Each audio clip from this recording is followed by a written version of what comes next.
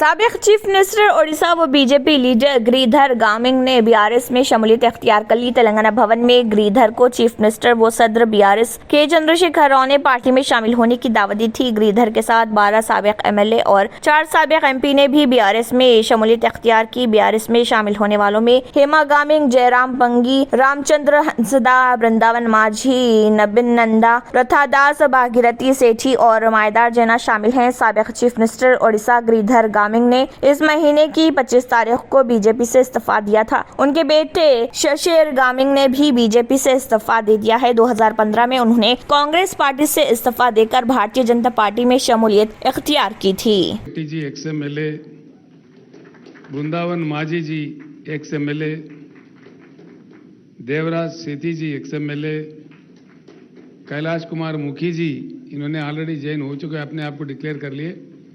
उड़ीसा राज्य में कांग्रेस पार्टी से थे, वहाँ रिजाइन करके ऐलान भी कर लिए।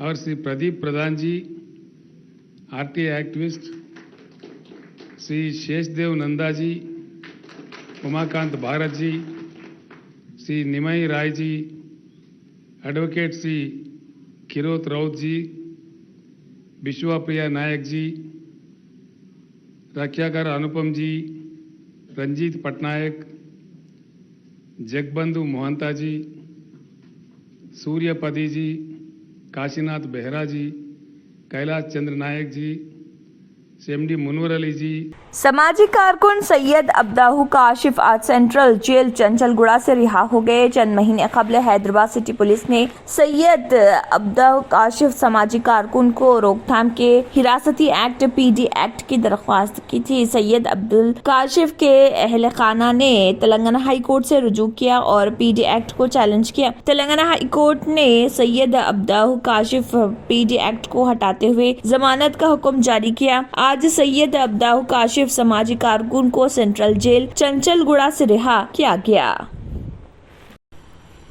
तेलंगाना रियासती वक्फ बोर्ड की कारकर्दगी से अरकान वक्फ बोर्ड में नाराजगी पाई जाने लगी है और वो बोर्ड का इजलास मुनक्किद न किए जाने पर हैरत का इजहार कर रहे और कह रहे कि अगर बोर्ड की जानिब से ही वक्फ क़वानीन के मुताबिक इजलास मुनक्किद नहीं किया जाता है तो ऐसी सूरत में बोर्ड हुकूमत से नाइंसाफी की क्या शिकायत करेगा। वक्फ बोर्ड का इजलास वक्फ एक्ट के मुताबिक अंदरून 2 महीने मुनक्किद किया जाना लाजमी है, लेकिन मौजूदा बोर्ड में चीफ एग्जीक्यूटिव ऑफिसर की अदम मौजूदगी के सबब ज़ायद अज 6 महीने गुजरने के बावजूद इजलास मुनक्किद न किए जाने से अरकान वक्फ बोर्ड में नाराजगी पाई जाने लगी है और वो बोर्ड की कारकर्दगी पर अदम इत्मीनान का इजहार करने लगे हैं।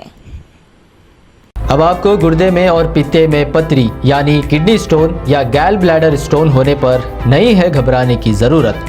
शहर हैदराबाद में सालों से इस इलाज के लिए खानदानी सिलसिले से चला आ रहा है भरोसेमंद नाम RS यूनानी फार्मेसी, जहां पर खास तौर पर पित्ते में मौजूद पथरी और दोबारा पथरी ना होने का किया जाता है मुकम्मल इलाज। आपको इस दर्द से हमेशा के लिए मिल जाएगा छुटकारा। No side effects, no operation. तशखीस करते हुए दवाएं की जाती है फराहम, तो देर ना करे, जल्द ही तशरीफ लाए। RS यूनानी pharmacy, Bahadurpura X road, opposite Canara bank, Hyderabad. मजीद तफसीलात के लिए रब्त करें। पुलिस ने सदर YSR Telangana party YS Sharmila को पैदल यात्रा निकालने की मशरूत इजाजत दी है। वाज़ेह रहे कि गुज़िश्ता साल 28 नवंबर को जिले वरंगल के चिन्नारावपेट मंडल के लिंकागिरी में शर्मिला की गिरफ्तारी के बाद यात्रा रोक दी गई थी। 25 जनवरी को YSR तेलंगाना पार्टी के जिम्मेदारों ने यात्रा के अहिया के लिए कमिश्नर पुलिस को दरख्वास्त दी थी। कमिश्नर पुलिस वरंगल रंगानाथ ने YSR Telangana party YS Sharmila को 2 ता 18 फरवरी तक पैदल यात्रा निकालने की इजाजत दी है। पैदल यात्रा हर रोज 10 बजे दिन ता शाम 7 बजे तक की जानी होगी। पुलिस ने शराइत आयद करते हुए उन्हें मुख्तलिफ सियासी जमातों, जात पात, मजहब पर बात करने और शख्सी तनकीद से गुरेज करने की हिदायत दी।